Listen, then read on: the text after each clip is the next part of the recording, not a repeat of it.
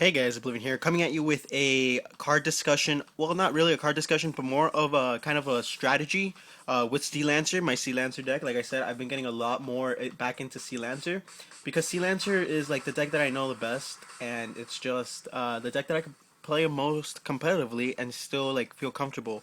Like I know what I'm doing, you know. It's not like every other deck, not like every other deck, but it's the deck that calls out to me the most. But anyways, I can I'm making this video just to show you like a really cool, it's kind of common sense, but it's still a really nice strategy for Sea Lancer. That you could literally get this play off maybe turn 3 if you open up right. Literally this is an early game setup, and what I love about it is that it could be early, mid, and even late game. And it's so good. It's actually better late game than early game, but still, it's really, really good.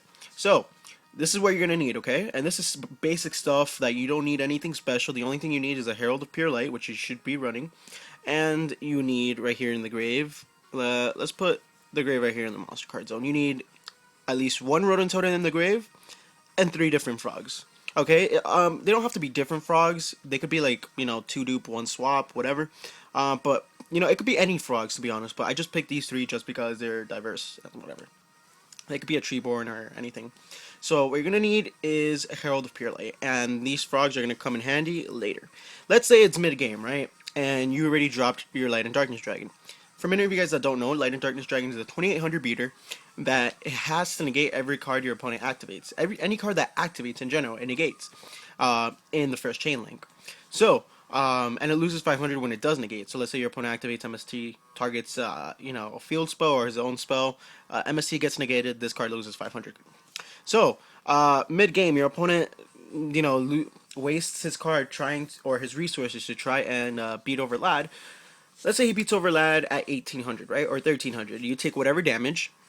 Lad gets destroyed. And the reason why Lad is so good and why I run 3 of him is because Lad, when he gets destroyed by anything, when he just gets into the grave, he has a reborn ability to reborn any monster in the graveyard. So you can reborn your Sea Lancer or whatever.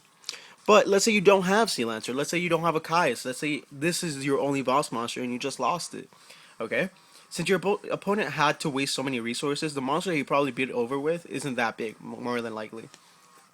So, Light and Darkness Dragon would activate its effect, and you could special summon out one of your 3 frogs. Don't special summon out the rodent because you're gonna need the rodent for next turn. So don't special summon out the rodent, but you're gonna have to special summon out one of the 3 frogs.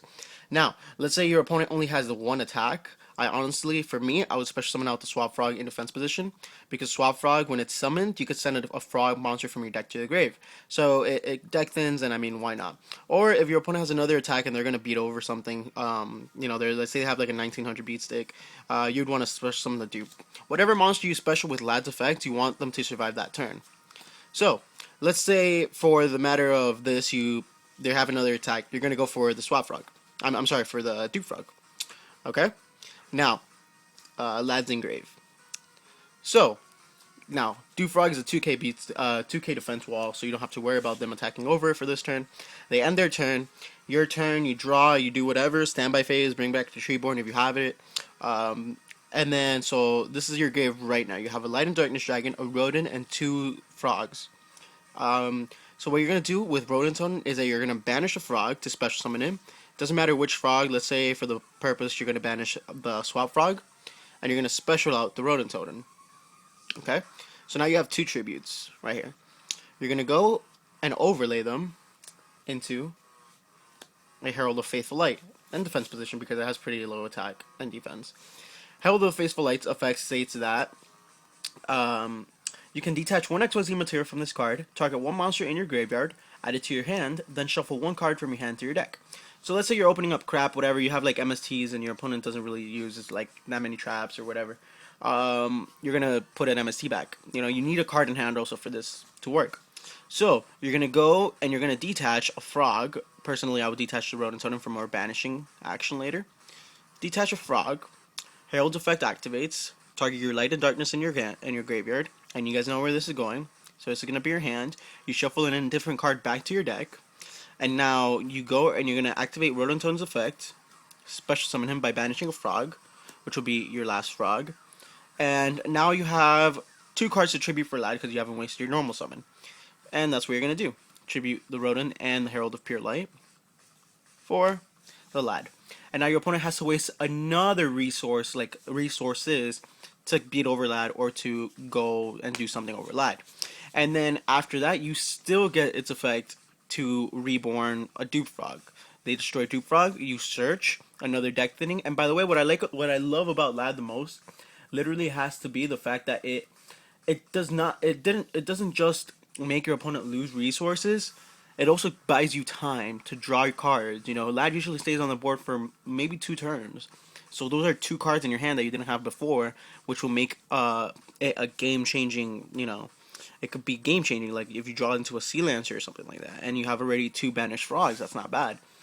So guys, that's it for the small mini loop. I also want to give a shout out to the subscriber that messaged me this, which was at Diesel18. So bro, if you see this, shout out to you. He actually sent me this little play. Like I've always known about it, but the thing is, I never really gave it much thought, and I never really thought about it as a combo. So, but this is really really good. Like you don't really waste any cards at hand except the one that you shuffle back. With Pure Light. But it's a really good combo. It's great if Lad is the only boss monster that you have for the time. And anyways, guys, that's it for the Frog, my Sea Lancer combo with Light&Darkness and Herald of Pure Light. And this is why Herald of Pure Light is so good in the deck. So anyways, guys, hopefully you guys enjoyed this video. And this has been Oblivion. Catch you guys later. Deuces.